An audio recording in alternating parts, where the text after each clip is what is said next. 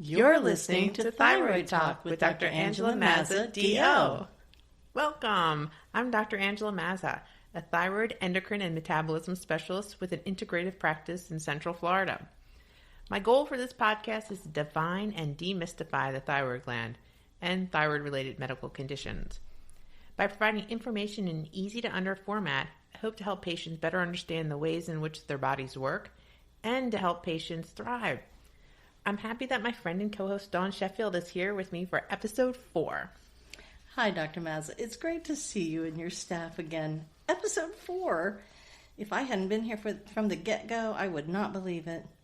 In fact, you and I casually joked about podcasting around the end of 2021.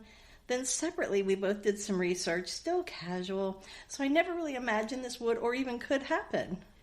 Yeah, in fact, we just had our first formal in-person meeting about podcasting in February of this year. Now we're halfway into March. It's crazy. It's like a blur, but I'm really delighted, especially considering neither of us had done anything even remotely like this before. That's for sure, and I'm really glad we're doing it now. And I'm glad I didn't run away after that first episode, though as I admitted, I did think about it. It really is an adventure and a big experiment in stepping away and far outside my comfort zone. I keep wondering if I'll still be this giddy about it on, I don't know, episode 400? And yes, I think I will. 400? Yeah, I'm looking forward to it. Now, I know you can't reveal this, so I will. Just a reminder to our listeners that I'm also your patient. So my role here is to represent a patient's perspective, and hopefully to ask questions a patient might have. As always, our listeners can help in that effort by sending in their own questions. I hope they do. We're excited to get them and hope to start having listeners' questions segment soon. We can always circle back to a topic, so send your questions in, even if we've done an episode on the subject you're curious about already. In this episode, we're going to cover thyroid nodules. Nodules means masses, also called growths, that in this case are found inside the thyroid gland. Nodules? I thought you said noodles. And that's how you got me here today. Oh gosh, but happily nodules are not necessarily as scary as they may sound. Most of these growths are actually benign, meaning they're not cancer, is that right? That's correct. But a percentage of them do present some danger, not always cancer or possibly other problems. So that's why it's best to get them checked out quickly by your healthcare provider. In many cases, the biggest danger is that they may begin to produce way too much thyroid hormone. So a patient can get a hyperactive thyroid. That's an overactive thyroid. This can present its own set of problems, some of them serious. In this case, the brain tells the thyroid to stop producing thyroid hormone, but the thyroid does not listen. Thus, unpleasant physical symptoms can result. You can refer to episode 3 on hyperactive thyroid for more information on this subject. Some nodules may continue to grow. They may cause discomfort or start to cause trouble breathing or voice changes. In a small percentage of cases, the nodules can become cancerous. It's great to find those early on in the process. That's why I encourage early intervention and treatment. And is it true that thyroid cancer is often not deadly but pretty survivable, especially if it's caught early? That is correct. In the vast majority of cases, thyroid cancer is curable. So if you feel or see something that does not seem quite right on your neck, get it checked out. As a reminder, the longer the thyroid is swollen, also known as thyromegaly or goiter, the less likely it is to resolve or heal all the way. So quick attention is helpful. And at some point, I had 3 thyroid nodules. I had no idea what they were or even that they were there until I had my first ultrasound by you. I think that's correct. It's going back a little bit in time, but I believe right. That's correct. I believe that was on my first visit. And then, to be honest, prior to learning about my own thyroid nodules, I knew what nodules were, but not how they related to the thyroid. So at first I thought they were just 3 areas that were swollen within my thyroid gland. I did not realize that they were individual growths that could become enlarged or shrink at varying rates of speed. Yeah, nodule is a fancy word for any sort of growth inside the thyroid gland that doesn't belong there. It can be alarming to find out you have one or more, but again, most of them aren't cancer. Unless they get very large and visible due to a thyroid condition left untreated, patients themselves may not see or feel them. That's why it's great to get an ultrasound early on. The ultrasound is a tool that allows us to visualize the inner structures of the thyroid long before a problem can be seen with the eye. Plus, no radiation is involved whatsoever. And you mentioned in a previous episode that you love performing ultrasounds. I do. I know. And I thought that was funny at the time, and we'll discuss them further in this episode. But now, having seen some ultrasound images of my own thyroid, I can see why you like them so much. You must feel more confident that what you're telling a patient is confirmed by these extremely clear images. And of course, you have special training in how to interpret what you are seeing. And to be honest, to me, they look like paintings of the ocean in black, gray, and white. Maybe. But the ultrasound machine is a key instrument for diagnosis of many types of thyroid conditions. It's truly an amazing tool. Well, while we're on the subject, what exactly is an ultrasound? I visualize it sort of like an echo that bounces off of structures under the skin and then films that, also allowing you to take a still photographic image off of the moving film. That's right. An ultrasound image is created by sound waves. There's a transducer or probe that's held against the surface, in this case, the neck. This probe works to both transmit sound waves into the body and record the waves that echo back. Sound waves travel into the structures of the neck until they hit a boundary between tissues, such as between fluid and soft tissue, or soft tissue and bone. The end result is a beautiful image that gives me information I can use to make recommendations and to show my patient. And it's done entirely outside the body with no needles or punctures needed. There is no pain, no recovery time. The patient doesn't need to prepare in any way whatsoever, other than maybe wearing a button front shirt and no necklace. I glide the ultrasound wand over the thyroid area using a gel that makes moving it around your skin easier. I mentioned in a previous issue that I do thyroid ultrasounds right in my office to help me determine the root cause of a problem, often because other lab tests have not been done yet. The ultrasound helps me narrow down the underlying cause, such as a toxic nodule, in a few minutes flat. The blood work can then just provide me additional information. And do we know what causes thyroid nodules? That's a great question, Dawn. There are a number of different causes depending upon the nodule in question. I'm trying real hard not to say that nodules are like snowflakes. Go ahead. But they kind of are. Some nodules are just cysts that fill up with fluid.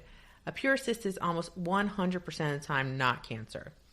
We sometimes can drain those nodules. For these cysts, there's a procedure called PEI, or percutaneous ethanol injection. That's where we inject alcohol into the cyst. This procedure is great for cysts and prevents them from coming back, which this type of nodule often does.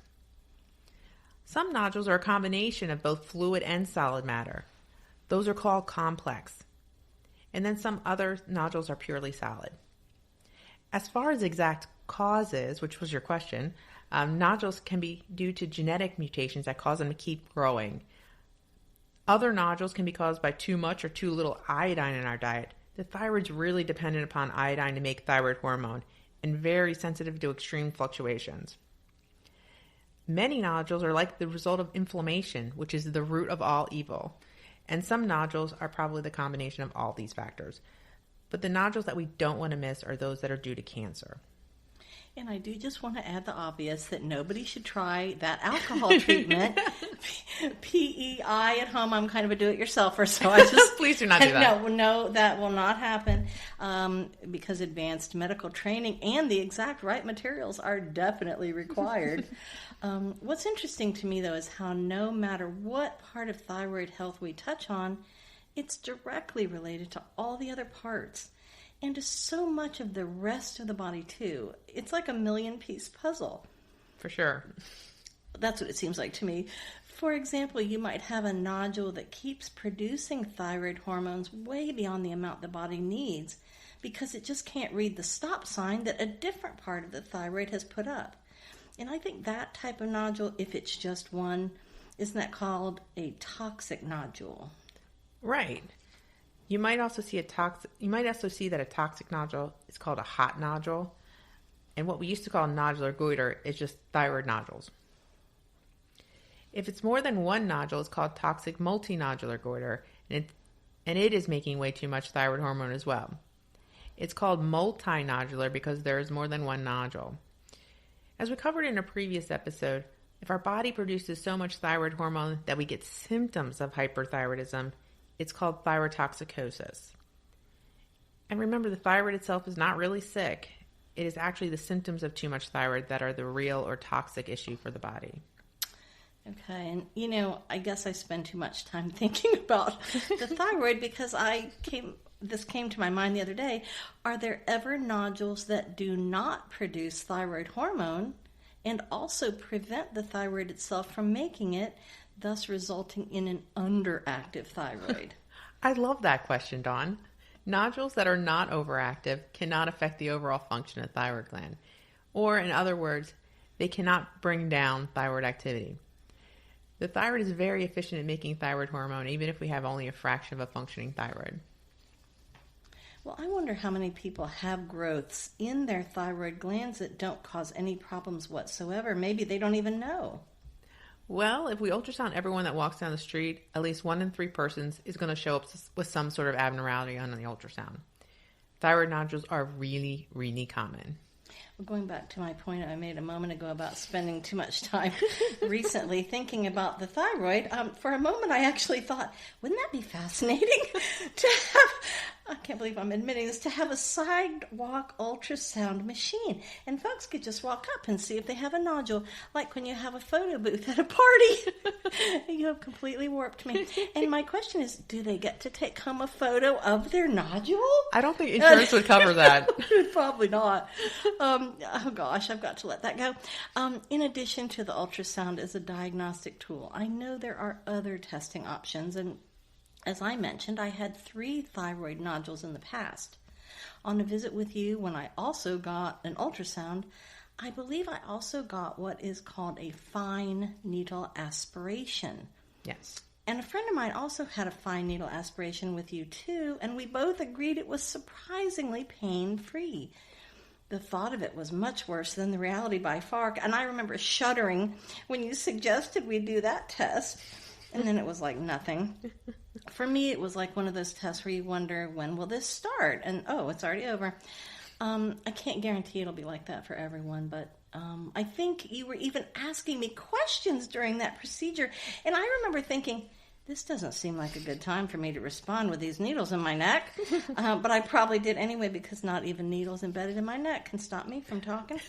I just, again, thought of this recently. But the thing is, you probably didn't speak to me when there were needles in there, but I couldn't tell because I really could not feel them. I'm not sure about my friend, but I felt just light, kind of vague pressure during the procedure, and that was all. Though I don't think you numbed our necks. How did it not hurt? Well, I did numb them. Oh, well, because there you go. I always What do I know? But that pressure is usually the pressure of the probe on your neck. That's why I'm not the doctor. And I like to talk because I find it relaxes people. So it's not that's just true. you. It did. I do usually inject a local anesthetic, this like lidocaine, in the area I'll be working. Kind of similar, like if you go to the dentist's office and you're getting some work done. Not all physicians use lidocaine, but I feel like it's better for the patient, and probably for me too a little bit. The thyroid itself does not have nerves, but the thyroid capsule and structures around the thyroid do. And just by the way, aspiration means just kind of sucking cells out of the area. Okay. The thing is, I did not feel that numbing, obviously, didn't even know you did it, and I did not have any residual numbness, and I just think that's amazing. I assume the needles are very thin and hollow, and then you take the aspiration, you take samples of the thyroid nodule through the needle, and that's the biopsy part. Yes. The needles that are generally used are thinner than you even get your blood drawn with, so they're super thin. Well, I'm afraid to ask, though, how long are the needles? They're usually either 1 inch or 1.5 inches in length. It depends upon where the nodule is within the thyroid gland. But they have to be sufficiently long enough to get to the nodule and get some sample. Okay, well, I'm trying really hard not to laugh because I imagine them being like 6 inches long. I don't know why. That seems excessive. Like talons. I have no idea why I thought that. Well, maybe I do, because I guess I thought I didn't realize how close to the surface the thyroid is, or how far in the needles would have to go. The thing I remember being the most surprised about, in addition to it not hurting, was that you were not even looking at my neck while positioning the needles. You were looking at a screen and guiding them, I assume, by looking at their position through the ultrasound screen.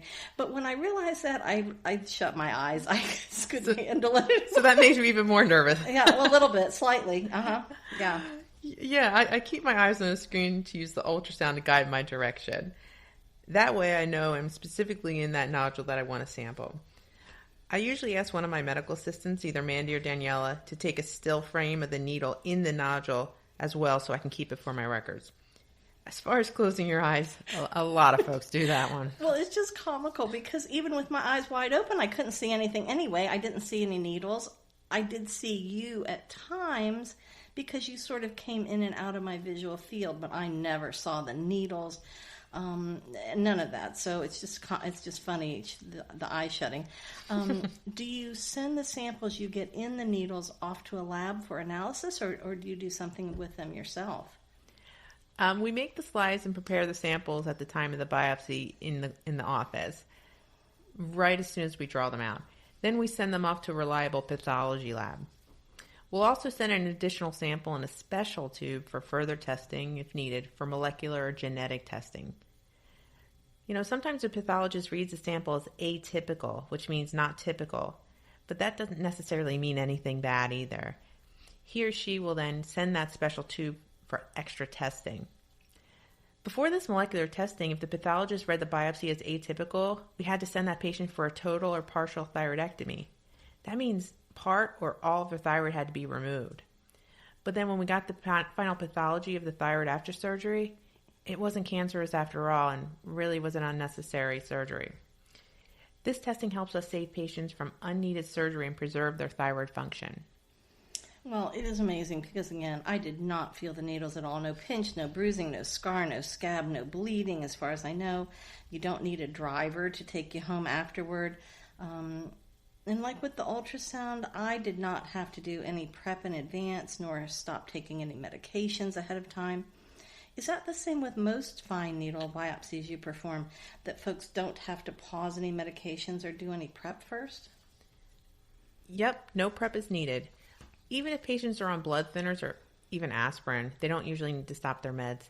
These needles are extremely fine gauge. They don't cause much bleeding. Well, in my case, I can attest to that. And now we've talked about testing, but what about treatments? What's used for toxic or overactive nodules? In the past, radioactive iodine or surgery were the only significant therapies available in America, because the medicines that we have aren't so great for it. While these can be helpful, they both also have potential downsides. I tend not to go for these unless absolutely necessary because they are not reversible strategies. Once they're done, they can't be undone. Well, I know you mentioned in episode 3 that the radioactive iodine treatment's fairly obsolete now.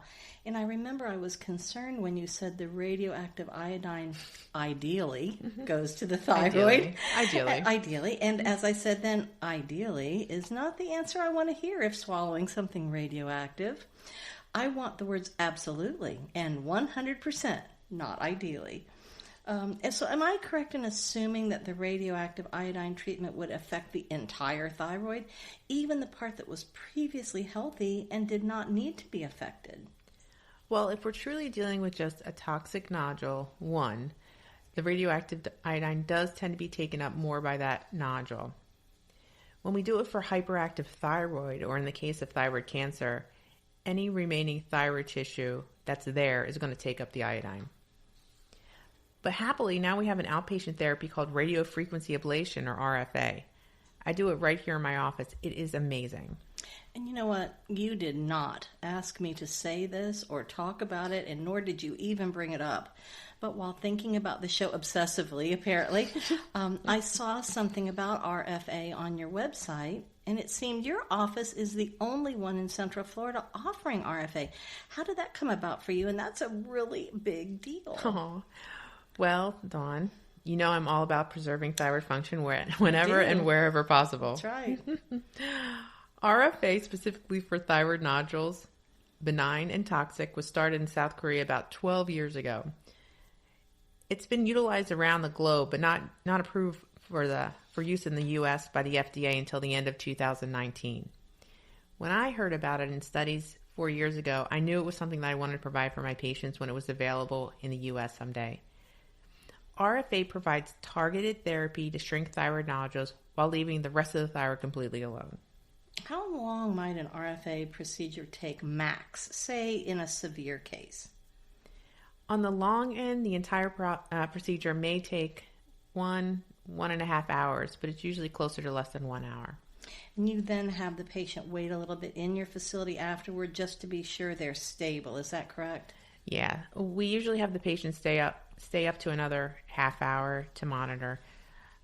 But afterwards, the patient doesn't really have too many restrictions, unlike if they were unless they were to have undergone surgery. There's less restrictions post-surgery. Well, my limited understanding of RFA stems from my husband's previous heart problem. I have his permission to discuss this. Oh, good. Yeah, and so this was sort of how I approached understanding it. In his situation, he had atrial fibrillation. His surgeon used special tools to heat up tissue that was somehow preventing his heart from consistently beating correctly. Those episodes were intermittent, but when they happened, his heartbeat became very erratic. The beat was not steady, not normal, and it might beat very fast sometimes. The electrical impulses that control his heartbeat were not happening in the right way, or at least this is my understanding of that. The procedure his doctor did was called ablation, and it caused the targeted tissue to scar over, essentially. That's how they got his heart to stop sending wrong messages, right, and got it to start beating in a proper rhythm. You know, the procedure and the medical staff were brilliant, and I guess that's when I heard ablation, I, thought about this, of course, and I just wonder if this RFA is at all similar to the type of ablation that he had. To some extent, yes. The targeted tissue inside the nodule is heated up with a special tool, just like what your husband underwent. With the thyroid, the heated tissue is eventually broken down, carried away, and disposed of entirely by the body. But for this thyroid procedure, you don't have to go to the hospital for it. You don't need to be put under anesthesia, nor do you have to stop eating prior to the procedure. I just use a local numbing agent, just in the area that would be effective, and the patient goes home afterward. Well, that's amazing. And yes, you're right. In theory, the two are very similar. The heart ablation was different in some ways. For one, it was done entirely internally, as far as I know. So he had to be hospitalized, put under general anesthesia, and everything else associated with hospital surgery, as you mentioned, including an overnight stay. So not having to experience all of that other stuff is a huge blessing for thyroid patients. I think so. But best of all, I can just target the specific thyroid tissue that needs to be removed or shrunk down, and the rest of the thyroid, the healthy part, stays completely intact. I can also avoid damaging other crucial structures that are nearby, and the neck has nerves and many other crucial structures. There's no scarring either, unlike with traditional thyroid surgery, like an ugly scar afterwards. The big scar. After his heart ablation, my husband was advised to take an antacid for a period of time after the procedure. That was because one of the doctors noted that for some folks, the procedure can cause a burning sensation in the area of the esophagus for a while, like heartburn. Have you had any reports of something similar after thyroid ablation? I mean, obviously, they're different parts of the body, and the procedure is very different. The main side effect post-procedure is tenderness and bruising in the neck, which makes sense because that's the area where we were working on. The main thing I recommend afterward is ice for the next 1 or 2 days. Well, who is a good candidate for radiofrequency ablation or RFA? Do you have to reserve it for those patients who maybe have disfiguring or very large growths? Well, to be considered for RFA, a person must have biopsy-proven benign status. From that point, the thyroid nodule really should be creating some sort of issue for the person, whether it's cosmetically bothersome, causing compression symptoms, or it's growing really fast. Other potential candidates include persons who prefer not to or cannot undergo surgery, or folks who have a toxic nodule. And on the flip side of that, who is not a candidate for RFA? Folks who really shouldn't undergo RFA include patients with severe heart disease, patients on blood thinners that we can't temporarily hold them, and persons with a pacemaker or a defibrillator. RFA is really also not recommended for pregnant people. Well, after the thyroid ablation, does the patient need to take it easy and let it heal for any length of time afterward? I tend to recommend taking it easy for at least 1 day, but really not doing any heavy lifting for up to 5 days. Most people are back to their normal routine within a couple of days. What about downsides or potential risks with RFA? Well, like with any medical procedure, there is a potential for complications. Although complications with RFA are rare, they may include bruising or soreness, a skin burn where the probe was inserted, some temporary hoarseness. There is also the possibility of failing to obtain the desired results that the patient wants with just one session and may require an additional treatment. Well, in layman's terms, what is the success rate of the procedure? Well, RFA is really effective and results are noted fairly quickly, and they do take a little bit of time, however. Depending upon the nodule and the initial size of the nodule, most can be decreased in size from anywhere from 60 to 90% within 1 year. As far as those overactive nodules, RFA decreases the size by almost half at that 6-month period to a year, and brings back thyroid hormone levels to their normal range in most patients. How did you know you had to get this tool and that you wanted to bring this treatment option to Central Florida? How did it all come about? Did someone or something inspire you to want to perform RFA? Well, when I read those first studies from South Korea and across the globe and the great success rates, I knew I had to be a part of it once it was available here. You know, surgery has a place, but not all patients are candidates for surgery or even want surgery. Up until RFA was available, that was really the only other option in most cases. Well, I assume you had to undertake some additional training in doing this procedure? Yeah, I had the opportunity to train under one of the first endocrinologists in the U.S. who was performing RFA, which was extremely invaluable. I also went to a training seminar and even practiced on a cadaver early on. Not my favorite. And, you know, I want to say something about that cadaver practice. You know I do. But I'm not going to right now. I think that sounds like it needs its own episode. It's a little disturbing. Yeah. How has RFA changed your patients' lives? What do they report to you?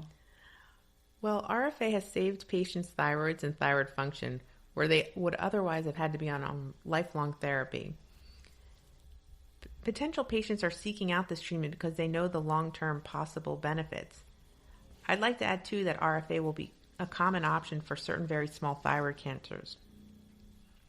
Well, I think ablation is a big blessing. I'd also like to ask about, well, whether or not a patient ever has any control over the size of their own nodules, in addition to appropriate treatment, that is. And what I mean is, in my case, having underactive or hypothyroid and Hashimoto thyroiditis, 2 of my 3 nodules have diminished radically over time. I think you said they're barely there now. Right, and barely. Barely. And hanging on.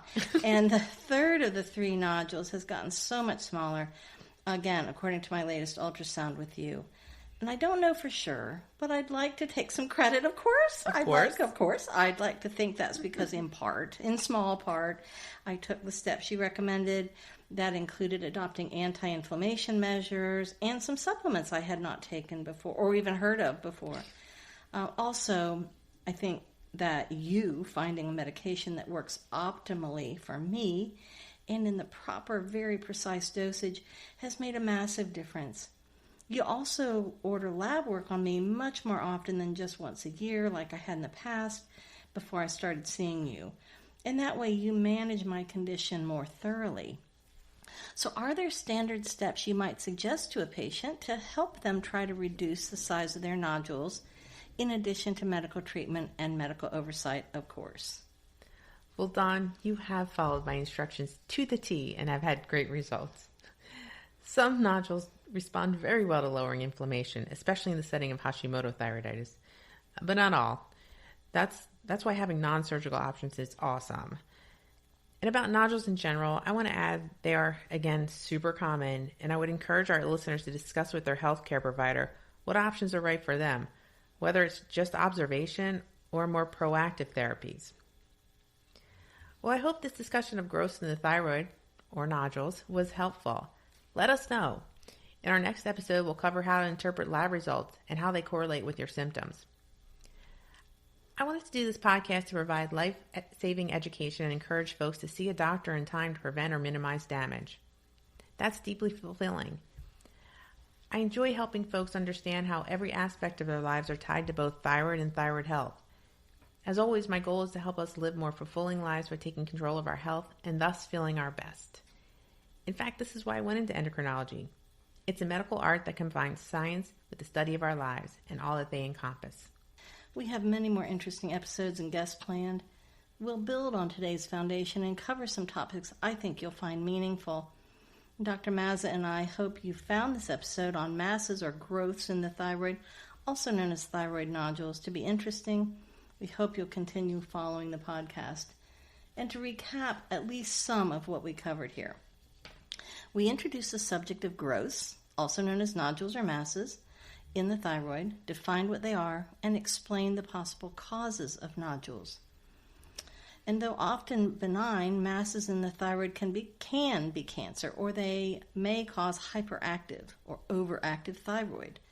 Prompt attention to any changes in the thyroid or in your health is best. Thyroid cancer is often curable. We discussed ultrasound machines and how they work, explained that an ultrasound test is painless, non-invasive, and requires 0 recovery time, briefly discussed the PEI procedure and leaving it to medical professionals, toxic nodules, and nodular goiters that are now called thyroid nodules. Toxic multinodular goiter means more than one nodule and too much thyroid hormone being produced. Thyrotoxicosis, a nodule's effect on the thyroid function and how many people have unknown growths revealed. Fine needle aspiration explained. The needles used for fine needle aspiration described. Lab testing from fine needle aspiration. The word atypical defined. And the benefits of fine needle aspiration. We covered how to treat overactive or toxic nodules in the past and present. RFA, radiofrequency ablation, defined and explained. RFA procedure, pros, cons, side effects, and recovery. Good and bad candidates for RFA. I don't want to use the word bad. Less good. And finally, RFA's life-changing benefits and its success rate. Best of all, we learned that we can impact our thyroid health. As Dr. Mazza mentioned, in our next episode, we'll discuss how to interpret lab results and how they correlate with your symptoms. We welcome your comments, show ideas, and questions for future episodes. Please send them to thyroidtalk.mazza@gmail.com. Don't forget to ask your healthcare provider about any specific questions regarding your wellness. This podcast is meant for educational purposes only.